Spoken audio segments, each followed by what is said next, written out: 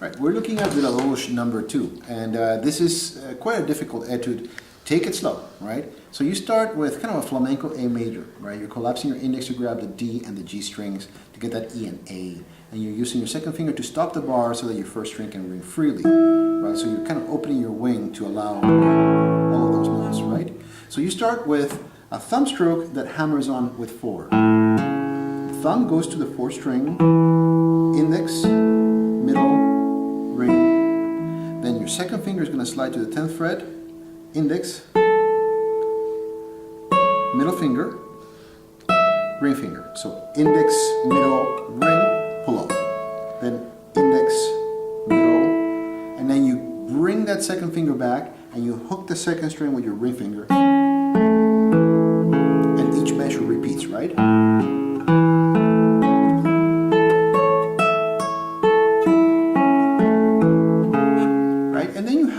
Kind of like an E minor-ish chord. E major, sorry. Key signatures, right? And then you're actually setting up more of your E major chord.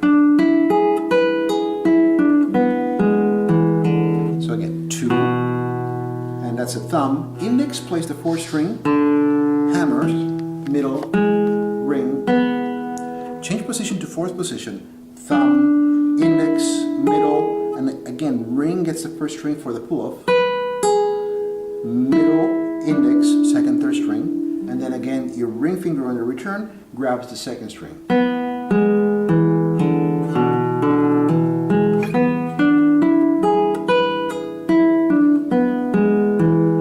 Right? The next one is a little bit more difficult, right? So there's a little bit of a fingering suggestion that I'm going to give you here.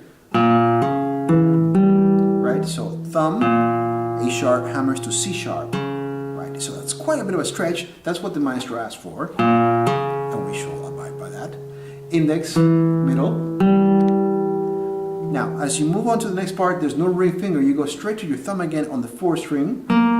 This is on the 8th fret, right? So it's an A sharp. Middle finger plays the 2nd string open. Index on the 3rd string, C sharp. Right, your ring finger hooks the 1st string. This time your pinky is going to go on the 2nd string, back to the ring on the 1st string, index on the 3rd, 2nd string open with the middle, thumb. This is critical for the A sharp, right? And after that, ring finger grabs the 3rd string, middle, index.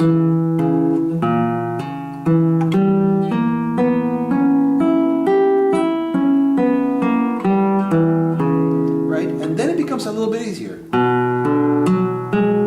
Right, so before you were doing this on the 5th string, now you're doing that on the 5th string, but this on the 4th string, right? So this is your real 3rd complete measure. 5th string, 2nd fret. Index finger grabs the 4th string open. You right away are going to hammer with the 4th finger on the F sharp.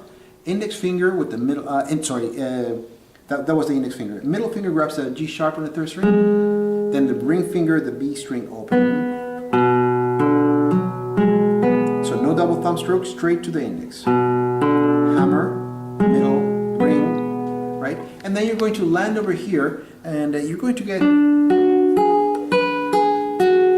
right? So this one is easier than the last one. You're stacking 3 and 4 on the 7th fret.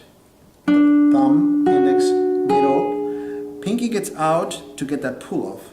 7th to 4th, right? So the B to the G. Middle, index. Right, so you set up your G sharp then.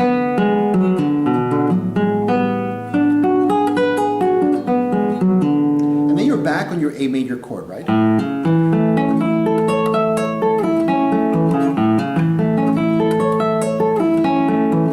Then you turn into an A minor chord, and your chord is going to change slightly. Over here you're grabbing a C sharp, now it's a C natural, so it's going to be stretch. The advantage is that you're no longer doing that stretch, it's this one, just that. Stretched out.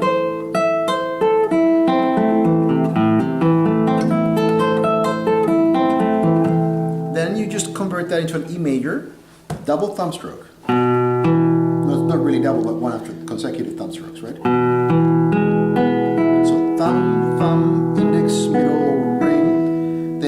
land the bar on the 12th fret, your second finger is grabbing the G sharp. Speaking of G sharp over here, pull off, right? Thumb, index, middle, ring pulls off. Middle, index. Now this is critical. As you leave, play the first string with middle. This is very unusual. This is a completely different setup than what we've been doing before. But it really is necessary as you're going to get yourself to hook the second string with the ring finger, which is what we've been doing, right? So we try to establish consistency.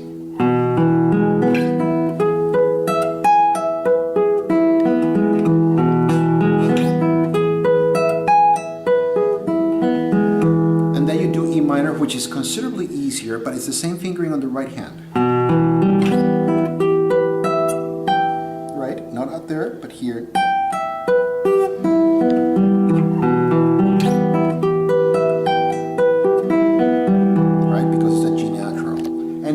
Have this other chord, which is kind of a B7 of sorts. Well, not of sorts, it's a B7. Right, so you play directly to your index finger.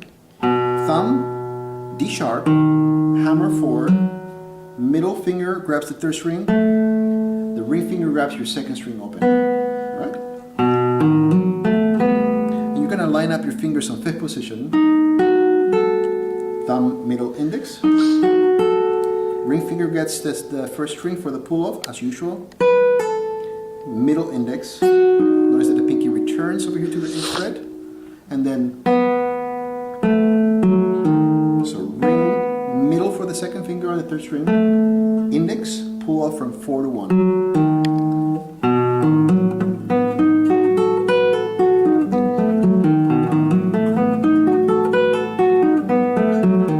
Next part is a set of scales on E major that are divided in groups of 4 notes. So thumb, hammer G sharp, index, middle, thumb, index, middle, right? Thumb, index, middle, right? Index. Open, and then it's almost all and entirely this part is with index and middle. And that's going to be basically on 4th position, 0, 1, 4, 2. Remember where 2 is? That's where 1 is going to go. Sorry. Not quite yet.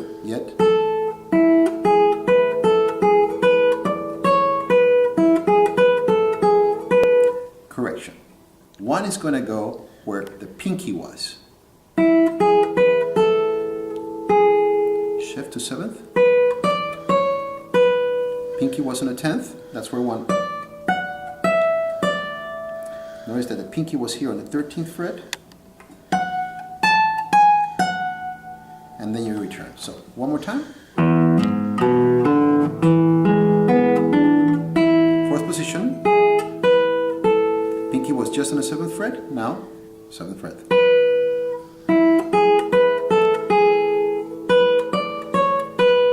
Pinky was on the 10th.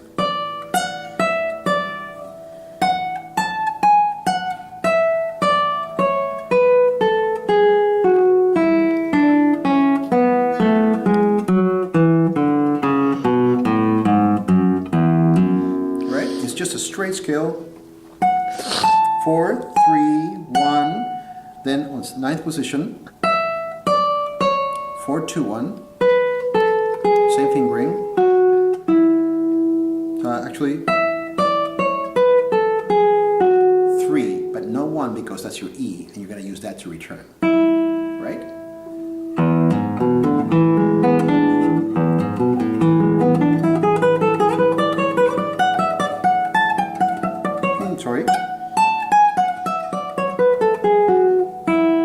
Grab the first string with the hook. You can use 4 or 3. 4th string. And then you're back on your first chord.